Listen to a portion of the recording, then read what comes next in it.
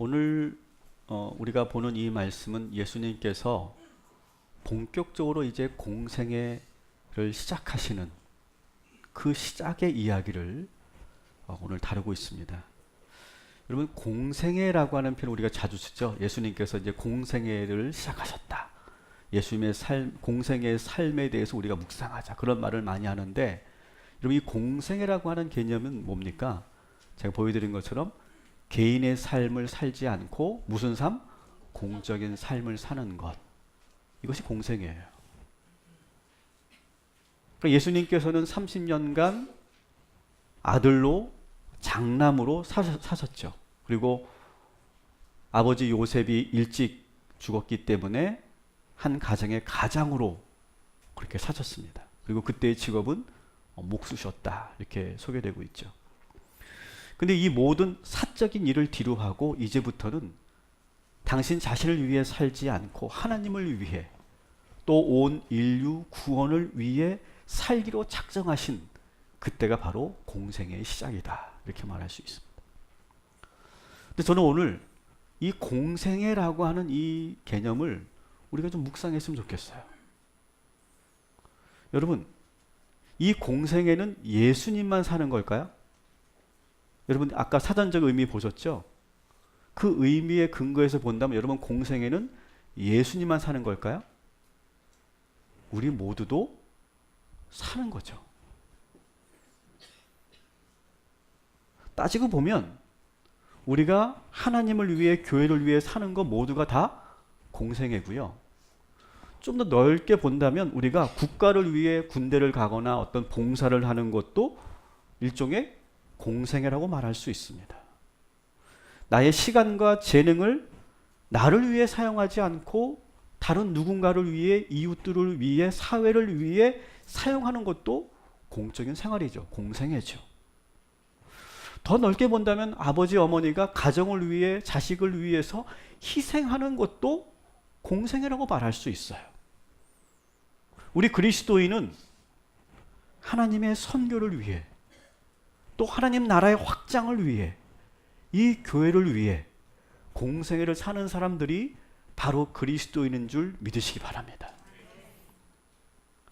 여러분, 우리가 살면서 저는 그런 고민을 우리가 해야 된다고 생각해요. 2019년 우리가 살면서 나는 이제 어떤 삶을 살 것인가를 놓고 여러분 고민하시고 생각하실 때, 나만을 위해 산다, 나의 행복과 나의 성공과 나의 어떤 그런 비전을 위해서만 산다, 그것은 우리가 인생을 살면서 뭔가 놓치고 있는 것이 아닌가. 여러분, 우리가 이 땅에 왜 태어났습니까? 우리가 왜 지금 이 하나님께서 우리에게 이 인생을 주셨을까요? 오늘 저는 여러분들이 이 공생애라고 하는 이 단어를 하나를 붙잡고 묵상하는 한 주간이 되었으면 좋겠어요. 그리고 바라기는 여러분의 삶이 너무 분주하고 바쁘고 너무나 많은 개인적인 사적인 일들이 있으시겠지만, 저는 2019년 여러분들이 공적인 삶, 하나님을 위한 삶, 그런 공생애를 기꺼이 살아낼 수도 있는 저와 여러분이 되기를 주님의 이름으로 축원합니다. 우리는 지금 하나님이 세우신 이 동탄 꿈의 교회를 세워가는 일에, 개척하는 일에 우리가 함께 감당하고 있습니다. 여러분, 처음에 이 동탄 땅 막 개발될 때 와보셨어요? 제가 초창기 때 와봤는데 정말 허벌판이었어요. 아무것도 없었어요. 이 건물이 세워질 때 정말 허벌판이었어요. 그리고 안산 꿈의 교회 김학주 목사님이 이 동탄에 교회를 세우시겠다, 이렇게 선포하셨을 때는요, 아무도 없었어요. 이 동탄 꿈의 교회에 대해서 비전을 갖고 계신 분들이 아무도 없었어요. 한 사람도 없었어요. 그런데 놀라운 것은 하나님께서 한 사람 한 사람 불러 모으셨어요. 그리고 현재 우리 교회는 300명의 성도들이 이 동탄 꿈의 교회에서 공적인 생활, 공생애를 살고 있음을 저는 보면서 얼마나 감사한지 몰라요. 여러분, 이 교회를 세우는 일이 1차적으로 여러분의 공생애가 되기를 주님의 이름으로 축원합니다. 저나 목회자들, 저나 우리 전사님들과 같이 전적으로 공생애를 사는 사람도 있어요. 저희는 아예 공적인 사람들이죠. 공인입니다. 공인. 저희들에게 어떤 사적인 생활도 있지만 저는 그것은 극히 일부죠. 저희는 공적인 삶을 사는 사람들이에요. 근데 저는 성도 여러분들에게 다 그렇게 공생애를 다 살려고 무조건 그렇게 살아야 된다고 저는 강요하고 싶지는 않아요. 우리는 균형감 있게 살아야 돼요. 여러분, 우리 그리스도인들은 나만을 위해 살지 않습니다. 우리는 반드시 하나님을 위해서, 교회를 위해서, 이웃들을 위해서, 이 세상을 위해서 공생애의 삶을 꼭 살아야만 하는 것이 우리의 일이에요. 그렇다고 여러분 공생애를 산다고 여러분의 사적인 생활, 그 사상애를 포기하라는 것이 아니에요. 이 두 개의 삶이 균형 잡혀 있어야 된다는 거예요. 그것이 하나님의 뜻이에요. 지난주 이제 주일날 2부 예배 때 2019년 동탄 꿈의 교회에 새로운 임원들이 임명되는 그런 시간을 가졌어요. 그분들은 무릎을 꿇었어요.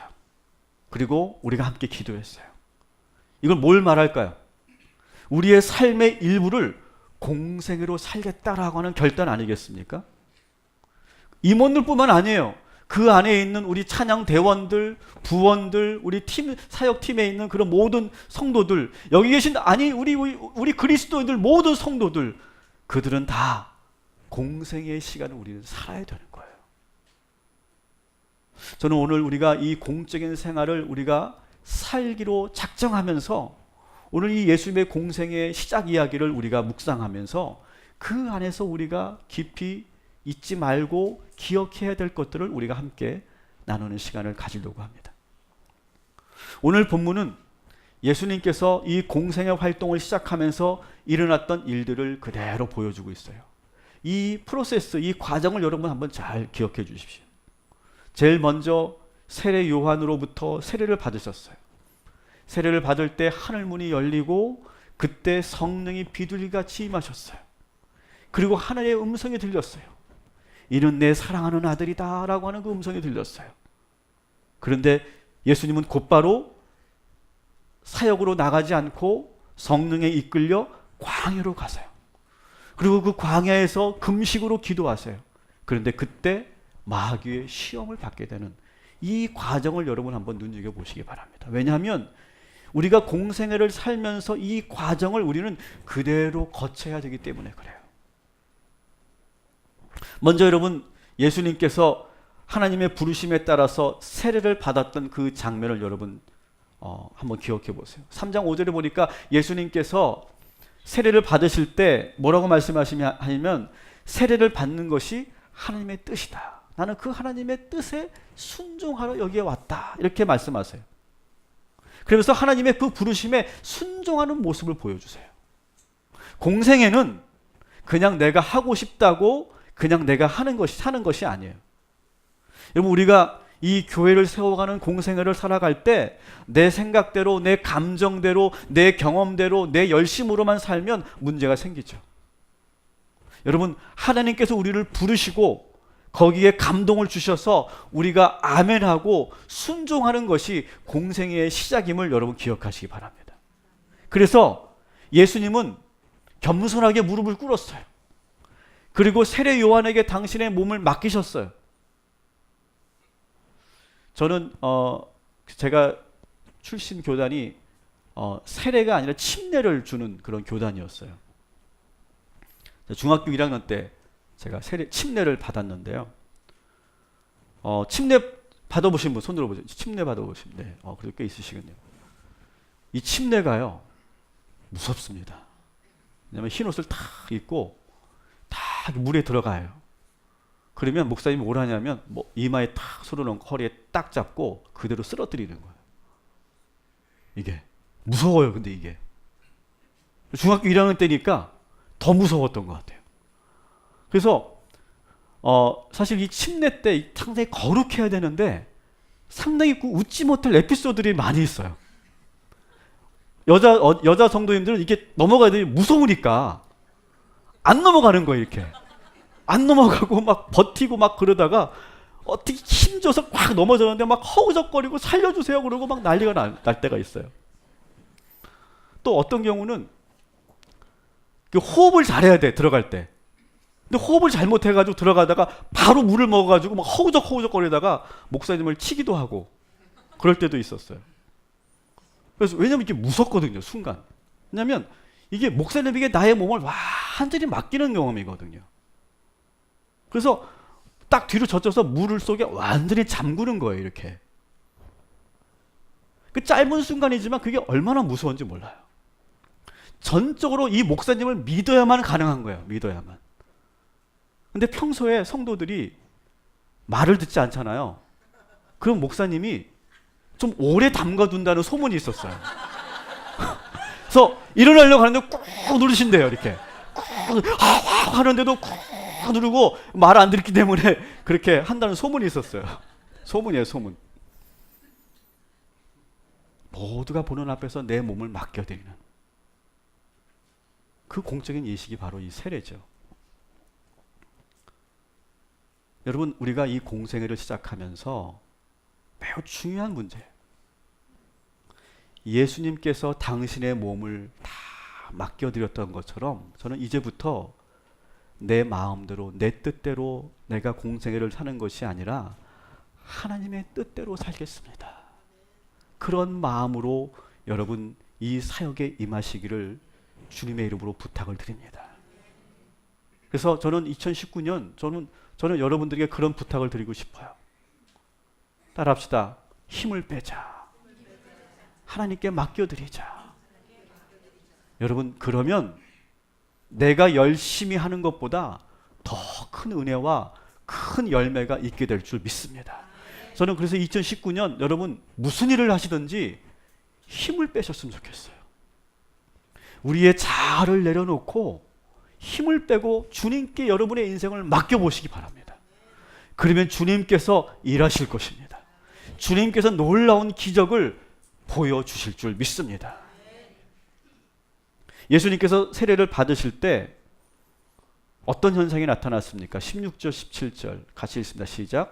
예수께서 세례를 받으시고 곧 물에서 올라오실새 하늘이 열리고 하나님의 성령이 비둘기같이 내려 자기 위에 임하심을 보시더니 하늘로부터 소리가 있어 말씀하시되 이는 내 사랑하는 아들이요 내 기뻐하는 자라 하시니라. 아멘.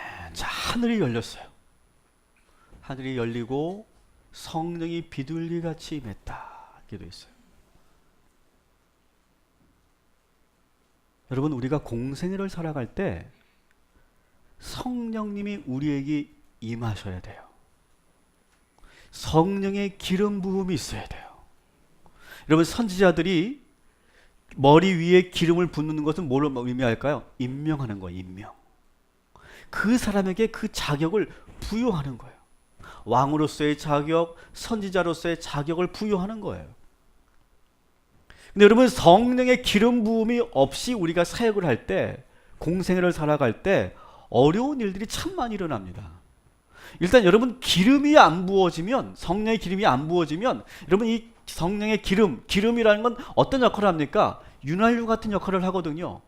근데 여러분, 우리가 성령의 기름이 부어지지 않으면 뻑뻑하게 돌아갑니다. 뻑뻑뻑. 그래서 여러분, 그 기름칠 안 한 그런 기계 같은 거, 문 같은 거 여러분 열어보세요. 삐끄덕삐끄덕 소리가 나지 않습니까? 그래서 뻑뻑합니다.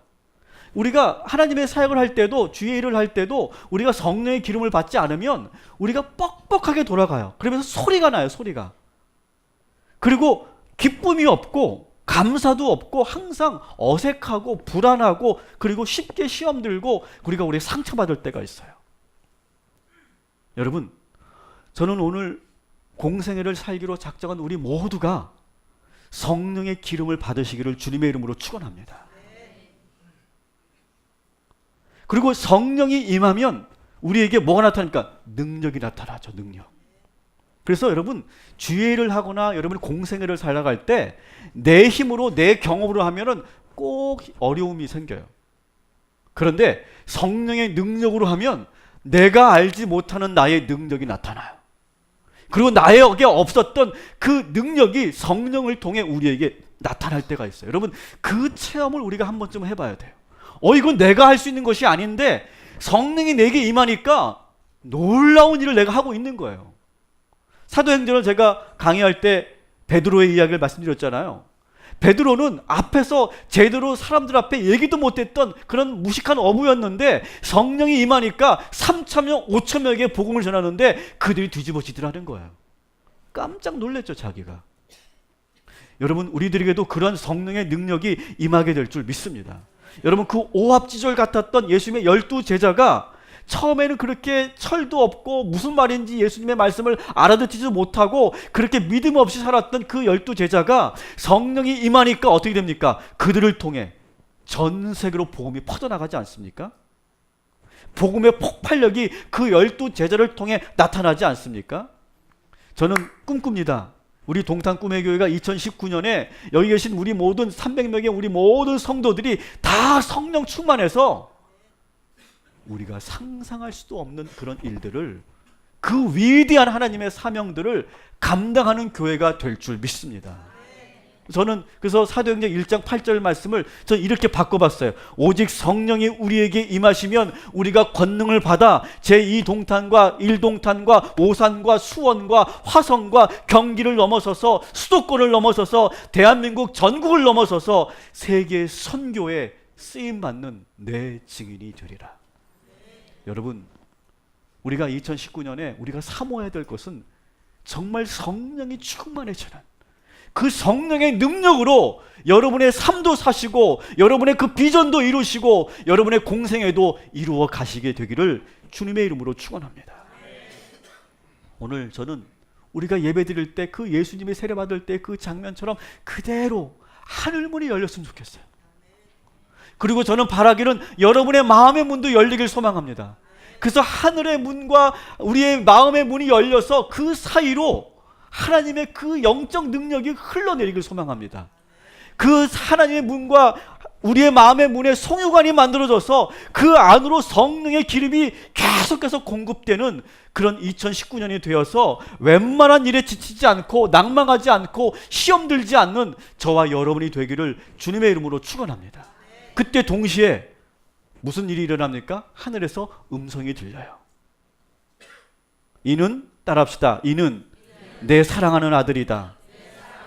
나는 우리 아들을 기뻐한다. 하나님께서 그렇게 임명하시는 거예요. 지금 임명장을 주시는 거예요.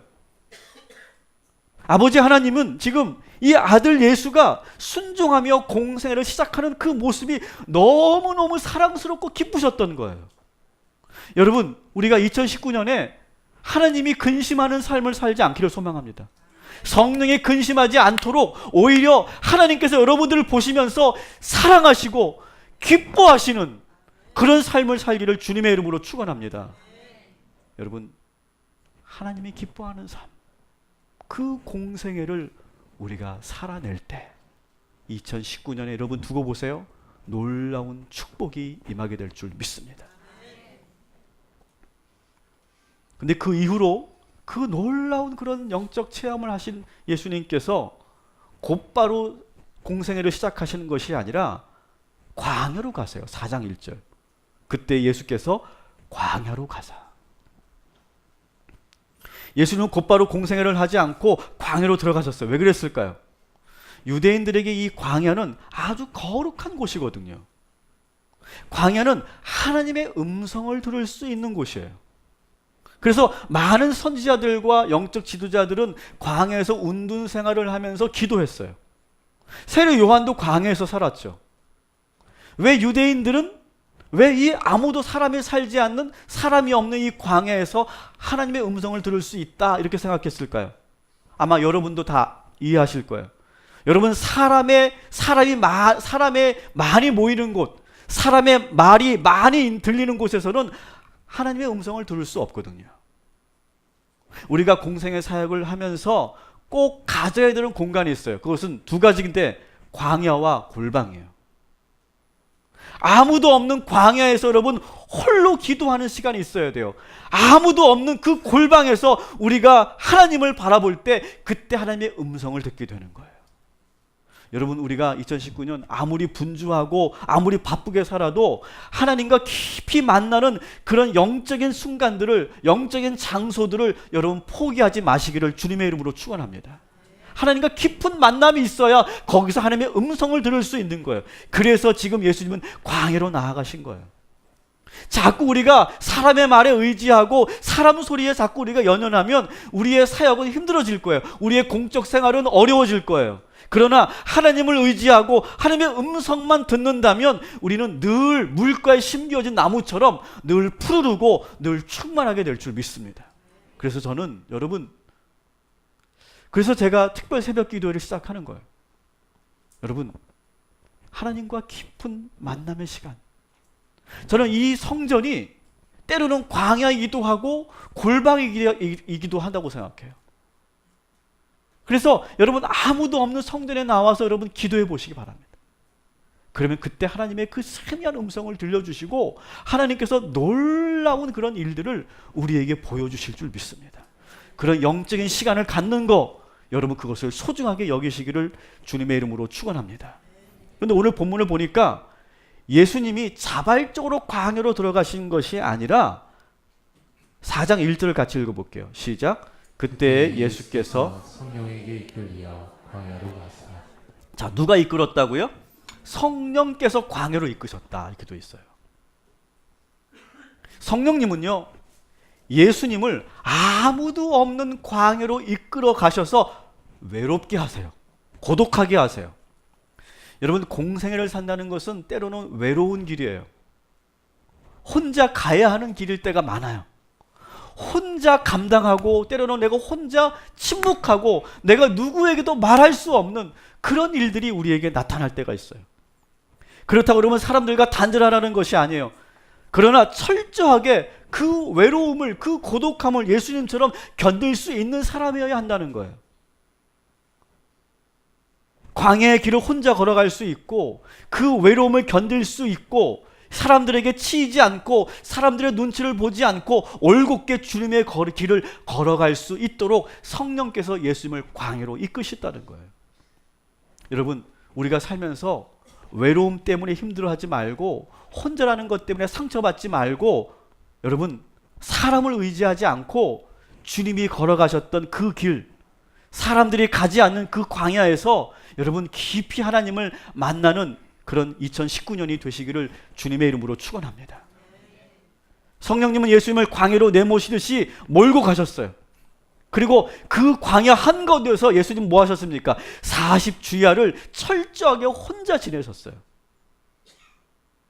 여러분, 때로는 우리가 공생애를 살면서 때로는 우리를 광야로 내모실 때가 있어요. 여러분, 그때 여러분 두려워하지 마시고 서운해하지 마시고 상처받지 마시고 그 광야 한가운데서 오직 하나님만 바라보시기 바랍니다. 그러면 놀라운 하나님의 은혜가 있어요.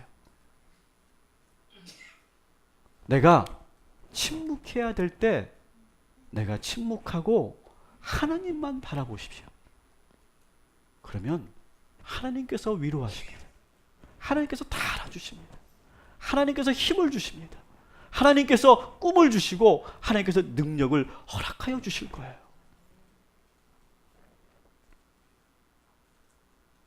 성령께서 예수님을 광야로 이끄셔서 지금 말씀드린 것처럼 40일을 밤낮으로 금식하세요. 4장 2절을 보니까 40일을 밤낮으로 금식한 후에 줄이셨다, 이렇게 되어 있어요. 줄이셨다. 예수님은 철저하게 당신의 몸과 마음과 영혼을 그 광야에서 훈련하고 계시는 거예요. 척박한 광야에서 육신의 배고픔과 추위를 견뎌내는 그런 훈련을 하고 계세요. 여러분, 우리가 공생애를 살아갈 때, 이 교회를 위해 하나님 나라를 위해서 우리가 살아갈 때 여러분 환경을 탓하지 말아야 돼요. 내 육신을 강하게 연단시켜야 되고 내 영성을 더 단단하게 만들어 갈 수 있어야 돼요. 그래서 우리가 웬만한 일에 우리가 시험 들지 않고 상처받지 않는 주의 성도들로 우리는 준비해 가야 돼요. 여러분, 저는 2019년도에 여러분들에게 이렇게 권면을 드리고 축복합니다. 따라합시다. 나는 어떤 환경에서도 2019년에 상처받지 않겠다. 시험 들지 않겠다. 여러분 오히려 더 강하게 훈련하시기 바랍니다. 더 강하게 영적으로 그 광야에서 무장하시고 연단 받으시고 그 시련을 통해 여러분 더욱더 강건해지시기를 주님의 이름으로 축원합니다. 오늘 여러분 그렇게 작정하면 그대로 될 줄 믿습니다. 시험 들지 않겠다, 상처받지 않겠다 작정하면 그대로 될 줄 믿습니다. 웬만한 것에 내가 찔리지 않게 될 줄 믿습니다. 웬만한 것에 내가 훌훌 털게 될 줄 믿습니다. 그리고 더 놀라운 위대한 일을 하나님께서 우리에게 허락하여 주실 줄 믿습니다. 그것이 다 기도에서 나온다. 기도에서. 그래서 우리가 내년에는 우리가 더 기도하는 교회가 될 수 있도록 여러분들이 함께 해주시고 저희도 목회적으로 그렇게 이끌어 가려고 해요. 그런데 4장 1절을 다시 한번 우리가 읽어봅시다. 같이 읽습니다. 시작. 그때 예수께서 성령에게 이끌려 마귀에게 시험을 받으러 광야로 가사. 아멘. 자, 오늘 여러분 이 본문을 계속 띄워줘 보세요. 본문에서 난감한 게 뭐냐면 성령님이 예수님을 광야로 이끄셨는데 마귀의 시험을 받게 하셨다 이렇게 되어 있어요. 마귀의 시험을 받으러 광야로 가셨다. 이 말씀을 우리가 얼핏 보면 성령님과 마귀 간에 어떤 관계가 있는 것처럼 보여요. 마치 성령님이 예수님을 마귀에게 패스한 것처럼 보여요. 또 궁금한 것은 왜 하나님은 예수님이 마귀의 시험을 받는 것을 두고만 보셨을까? 여러 가지 의문의 꼬리에 꼬리를 무는 그런 문장이에요. 근데 여러분 이 문장은 그렇게 보는 것이 따로 분리해서 봐야 돼요. 따라합시다. 성령님, 예수님, 마귀 이 세 존재 사이에는 지금 아주 영적인 긴장감이 있어요. 성령님이 예수님을 광야로 유인했어요. 근데 여기서 사탄에게 넘겨서 시험받게 했다는 것은 절대 아니에요. 성령님과 예수님과 마귀 사이에는 지금 영적인 긴장감이 있으면서 서로 지금 독립적으로 지금 움직이고 있는 거예요. 성령님은 광야로 예수님을 인도하셨고 예수님은 그 광야에서 40주야를 금식으로 기도하시는데 그때 예수님을 마귀가 시험하고 있는 거예요. 여러분 이것을 잘 이해하세요. 여러분 우리가 공생을 살아갈 때도 이 긴장감이 있을 거예요. 따라합시다. 성령님, 나, 마귀. 여러분 우리 이 개체들 가운데는 우리가 아주 영적인 아주 싸움과 긴장감이 있다는 거예요. 공생을 우리가 살면서 우리가 이 도식을 여러분 잘 마음속에 새겨두세요. 성령님은 우리에게 능력을 주실 뿐만 아니라 주님과 깊은 교제할 수 있는 사람이 살지 않는 외롭지만 거룩한 광야로 성령님이 우리를 인도하실 거예요. 그러면 우리는 그 광야에서 더 간절하게 전투적으로 기도해야 돼요. 그런데 그때 마귀는 우리를 가만히 내버려 두지 않는다라고 하는 거예요. 반드시 시험이 찾아온다. 근데 그 시험은 만만치 않을 것이다. 그렇게 경고하는 거예요. 우리의 약점을 아주 잘 알고 있어요. 예수님이 받았던 3가지 시험을 우리가 다음 주에 보게 될 텐데 이 시험이 성경에 보면 그렇게 어렵지 않은 것처럼 보여지지만 대단히 어려운 시험이었어요. 그런데 예수님은 그것을 말씀으로 믿음으로 이겨나가셨죠. 그래서 여러분 우리에게 한 해 어떤 시험이 찾아와도 여러분 당황하지 마시기 바랍니다. 성령님이 나와 함께 하시면서 한 조준 마귀가 내 옆에 있어요. 우리는 그 영적 긴장감 속에서 여러분 믿음으로 이겨나가시고 말씀으로 승리하고 그 시험을 이겨내는 저와 여러분이 되기를 주님의 이름으로 축원합니다. 그래서 시험은요 나쁘지 않아요. 때로는 시험은 우리를 유익하게 합니다. 시험을 통해서 우리는 더 강해질 것입니다. 그래서 공생의 사역에서 시험은 따라합시다. 필수 과목입니다. 여러분 시험은 어쩌면 우리가 주님의 일을 하면서 늘 겪을 수밖에 없는 것이 이 시험인 것 같아요. 여러분 그것을 여러분 반드시 이겨내 가시고 극복해 가시기를 주님의 이름으로 축원합니다. 말씀을 정리할게요. 여러분 오늘 이 말씀을 들은 여러분들은 다 오늘부터 개인적인 사적인 일을 열심히 사시면서도 한편에서는 공생애를 사시게 되기를 주님의 이름으로 축원합니다. 여러분 그 계획을 세우세요. 언제까지 우리가 내 목숨 하나 부지하는데 여러분 그렇게 평생을 살겠습니까? 내가 하나님을 위해서 누군가를 위해서 살아가는 이 공적인 생활, 이 교회를 위해서 쓰임받는 이 공적인 생활을 여러분 헌신으로 작정하시기 바랍니다. 그리고 순종하시고 그리고 하나님께 여러분의 몸과 마음을 여러분의 경험을 다 맡기시면 그때 성령의 기름이 부어지게 될 줄 믿습니다. 하늘의 문이 열리고 하나님께서 사랑과 기쁨으로 우리를 축복하시고 함께해 주실 줄 믿습니다. 우리는 오직 하나님만 만날 수 있는 그런 깊은 광야가 필요합니다. 그 골방이 필요합니다. 기도하지 않고는 우리가 공적인 생활을 살 수가 없어요. 성령께서 여러분들을 광야로 이끄실 때 여러분 그 어떤 환경에서도 웬만한 어려움에서도 여러분 흔들리지 않는 저와 여러분이 되길 소망합니다. 40주 40야를 금식으로 기도하셨듯이 여러분 영적으로 무장되시고 훈련 받으시면 그때 마귀의 시험이 올 텐데 여러분 그 마귀의 시험도 이기시기 바랍니다. 그래서 오늘 이 말씀을 기억하시고 여러분 한 해 동안 사시면서 나에게 어떤 시험이 올 것 같다. 이건 시험인데 라고 판단 내시면 오늘 이 말씀을 기억하세요. 올 곳이 왔구나. 그러나 나는 예수님처럼 믿음으로 말씀으로 이기겠다. 여러분 그렇게 오늘 말씀을 기억하시고 2019년을 설계하시고 계획하시면 하나님께서 놀라운 그런 일들을 여러분에게 맡기시고 그 일을 감당하게 되는 공적인 삶을 사시게 될 줄 믿습니다.